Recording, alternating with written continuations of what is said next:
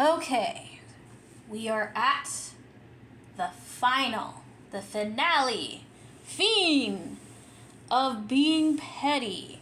This is part 4. So, I've talked about Critical Role's Imogen, their Lord Esteros, and their Era Wendigoth. So, who am I going to be talking about now? Cyrus's and Dorian's parents. That's who. And this one I probably am going to show some anger because I really don't like the implications of how this was done. So, in collecting details on the plagiarism, Dorian and Cyrus seem to really be associated with my characters Caliban and Zarek.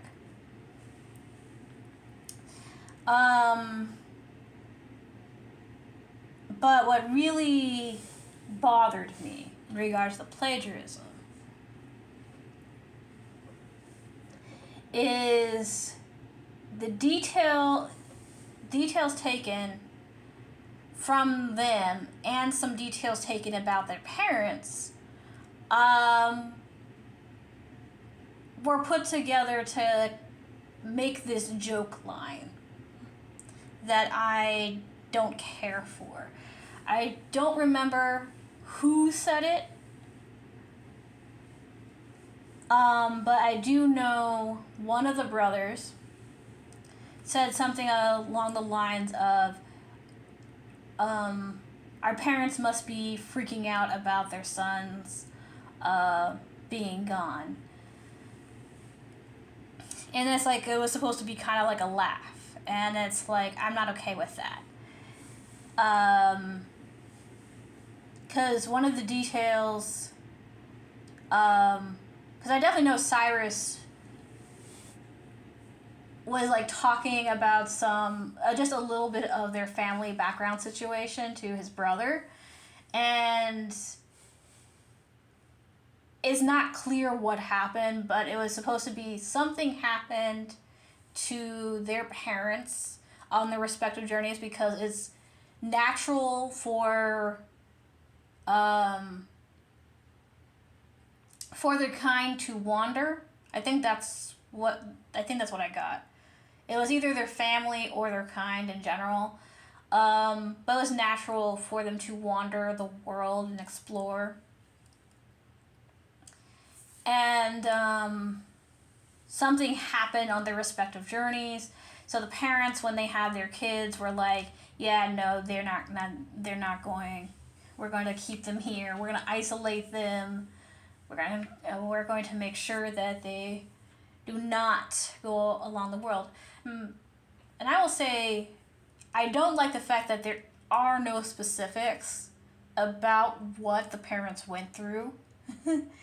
Because it could be something completely tame, which is like, yeah, they are totally overreacting. Or it could be something incredibly serious, which traumatized them.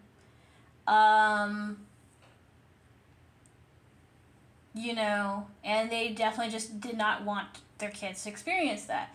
Of course, in response to that, that's why a parent should talk to their kids. You can't really prevent the world from coming in and affecting your kids.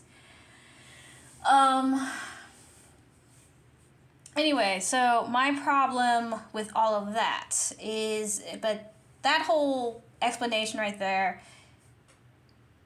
goes along with, so I want to spill it all out here.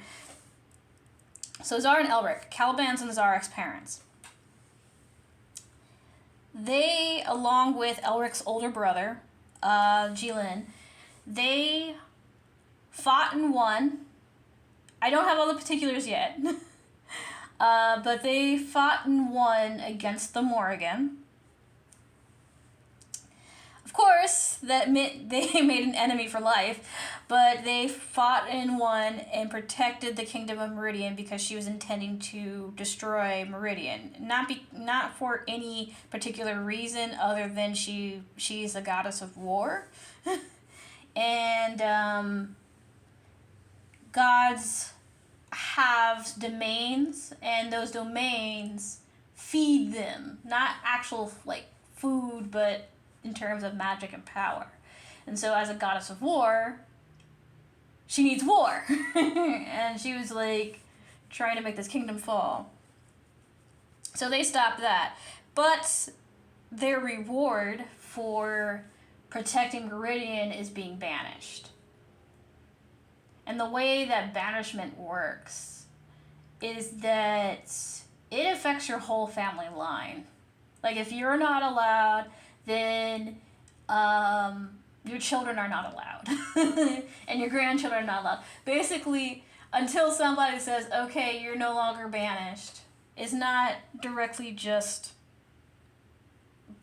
the initial parties that were banished. It's like, none of y'all can come in.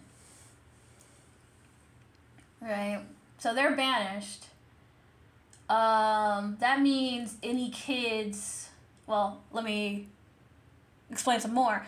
They're also in an area of the world where they have no access to other human civilizations, because there are other human civilizations, but they're so far away, and the planet is so wild with magic that it is actually dangerous for human travel.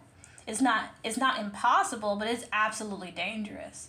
And so it's come to the point where the Zarel family and the Meridians, they think that they're the only humans left on the planet.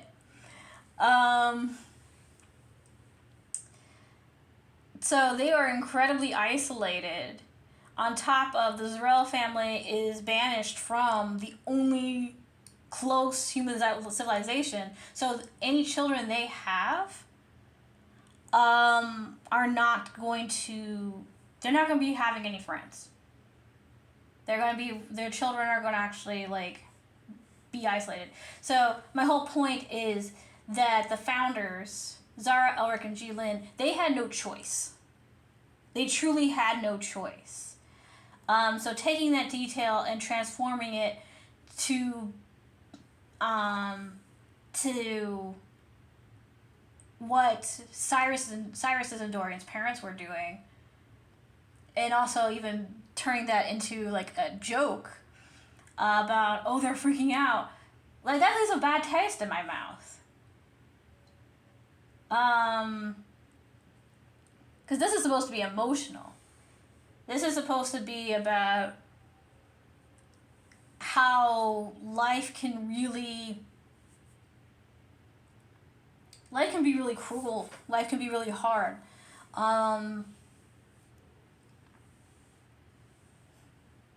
Which is why the Travers and the Zarels meeting is so important, because it's like, here are a group of individuals who not only know what we feel, but it's like, now we also can be a bigger group, have more association, more interaction. But the story doesn't end there. Zara and Elric, they have 3 sons. Their first son, though, he died as a child, while Zara was pregnant with Zarek, because Zarek is the middle child. Asa was drowned by the Morrigan, and Elric watched it happen. He tried to save his son, but it was too late. So there's the whole psychological and emotional damage from that. And Asa was only 7 when that happened. Then Zarek disappeared because he ran off trying to get his dream girl to help her, and he was gone for about 12 years. So they don't know where the heck he went. They don't know if he's safe. They don't know if he's dead. They don't know if he's sick. They don't know anything about what's going on with their son. And then there is one more situation that happened, but I won't explain that. But you'll just have to read the Zerelians. I think the Zerelians. I think, actually, no, you have to read Mischief. But yeah, the situation happened in which they became separated from Caliban. So at one point, they had none of their sons. None of them. And it's like taking those details and making a joke about, oh, the parents must be freaking out.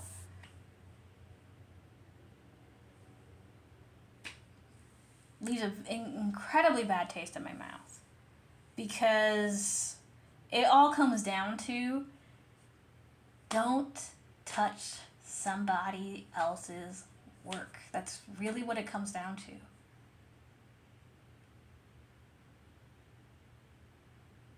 If it was their work, fine. But I'm feeling incredibly angry that my characters, who are fictional, but I wrote them as, going through some heavy emotional stuff, and somebody plagiarizes those details and makes it a joke? Like, parents lost their own kid through death. Parents lost their other kid because he ran away.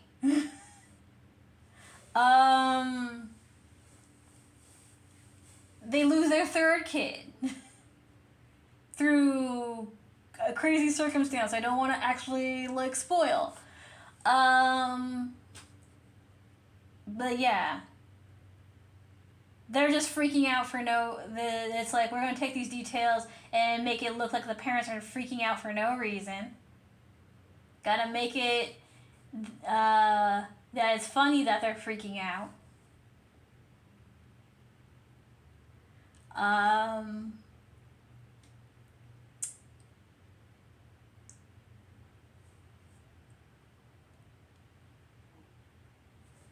Yeah.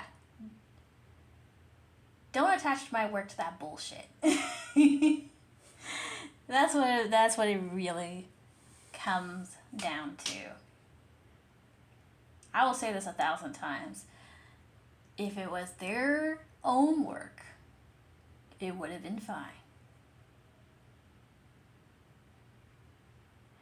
But yes, I'll let you guys figure out the implications of that. I'm just putting out facts, because those are the facts. But yeah, so that is the end of Being Petty, and I hope y'all enjoyed this. I do see myself releasing more videos in the future. But I am focused on writing. I am focused on creating ideas for my future stories and all that stuff. So we'll see. But anyway, thank you all for listening to Being Petty. And I will talk to you wonderful people another time.